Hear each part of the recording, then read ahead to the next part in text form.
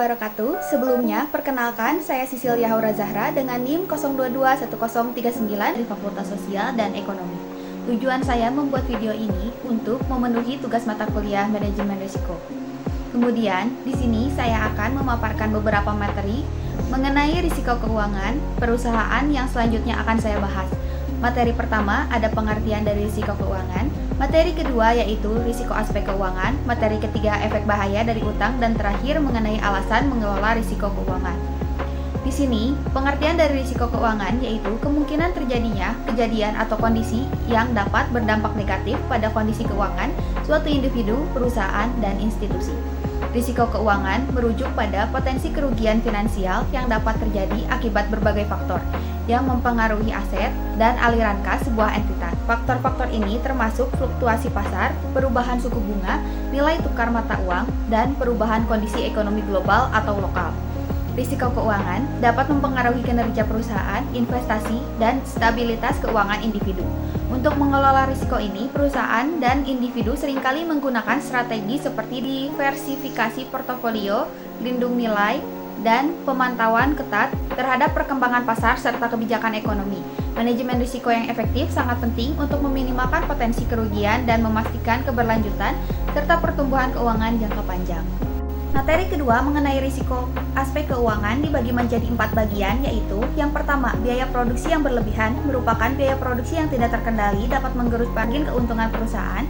Misalnya, jika biaya bahan baku melonjak karena ketidakstabilan harga atau ketergantungan pada satu pemasok, biaya produksi akan meningkat. Contoh lainnya adalah jika proses produksi tidak efisien atau terdapat banyak pemborosan, biaya produksi akan lebih tinggi dari yang diharapkan. Yang kedua, biaya overhead yang tinggi. Biaya overhead mencakup biaya operasional seperti gaji, staf administrasi, sewa kantor, utilitas, dan lain-lain. Jika biaya overhead terlalu tinggi, perusahaan akan kesulitan mencapai profitabilitas. Misalnya, jika sebuah perusahaan memperluas kantor atau menambah staf secara berlebihan tanpa adanya peningkatan pendapatan yang sebanding, hal ini akan membebani keuangan perusahaan. Yang ketiga, utang. Utang yang besar dapat menimbulkan beban bunga yang tinggi dan meningkatkan risiko kebangkrutan jika perusahaan tidak mampu memenuhi kewajiban pembayaran utang tersebut. Contohnya, jika sebuah perusahaan mengambil utang besar untuk ekspansi, tetapi ekspansi tersebut tidak menghasilkan pendapatan yang cukup, perusahaan akan kesulitan membayar kembali utangnya. Yang terakhir yaitu pinjaman yang berlebihan. Terlalu banyak pinjaman dapat menyebabkan leverage yang berlebihan, yang meningkatkan risiko finansial perusahaan. Jika perusahaan terus-menerus mengambil pinjaman untuk membiayai operasi tanpa strategi pengelolaan utang yang baik, mereka mungkin menghadapi likuiditas yang rendah dan kesulitan dalam memenuhi kewajiban jangka pendek. Contoh lainnya adalah jika suku bunga naik, biaya pinjaman akan meningkat. Peminjaman yang berlebihan dapat disebabkan oleh 3 faktor utama, antara lain: yang ke-1, ketergesaan manajemen, seperti investasi yang berlebihan pada pabrik baru, diversifikasi produk yang lemah, investasi pada saat yang tidak tepat.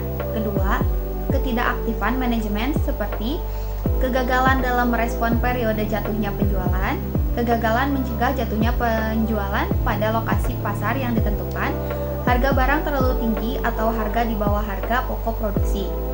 Yang ketiga yaitu kenaikan nilai bunga, seperti nilai utang yang harus dibayarkan ternyata lebih tinggi, kebutuhan akan modal kerja yang juga lebih besar. Selanjutnya, materi ketiga yaitu 3 efek utang yang membahayakan, yaitu yang pertama, beban bunga yang tinggi. Utang biasanya disertai dengan kewajiban untuk membayar bunga secara berkala. Beban bunga ini dapat menjadi sangat signifikan, terutama jika jumlah utang besar atau suku bunga tinggi. Beban bunga yang tinggi akan mengurangi keuntungan bersih perusahaan dan mengurangi kemampuan perusahaan untuk menginvestasikan kembali dalam bisnisnya.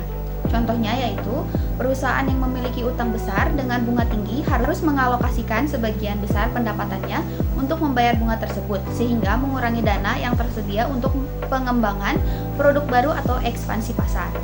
Yang kedua yaitu risiko likuiditas. Utang yang besar meningkatkan risiko likuiditas, yaitu kemampuan perusahaan untuk memenuhi kewajiban keuangannya dalam jangka pendek. Jika arus kas perusahaan tidak cukup untuk membayar utang dan bunga pada saat jatuh tempo, perusahaan mungkin menghadapi masalah likuiditas yang serius, yang dapat mengarah pada kebangkrutan. Contohnya yaitu, perusahaan yang mengalami penurunan penjualan mendadak mungkin kesulitan membayar angsuran utang tepat waktu. yang bisa memicu default atau kebangkrutan. Yang ketiga yaitu penurunan kreditur dan investor kepercayaan. Tingginya tingkat utang dapat mengurangi kepercayaan kreditur dan investor.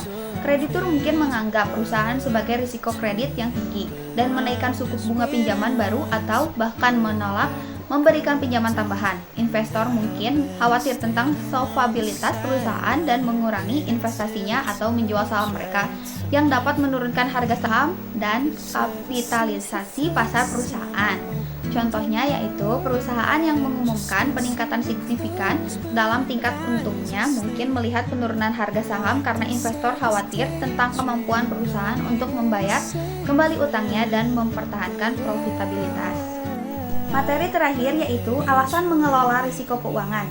1. Mengendalikan risiko keuangan dapat meningkatkan nilai perusahaan karena investor menyukai manajer keuangan yang mampu mengidentifikasi dan mengelola risiko pasar.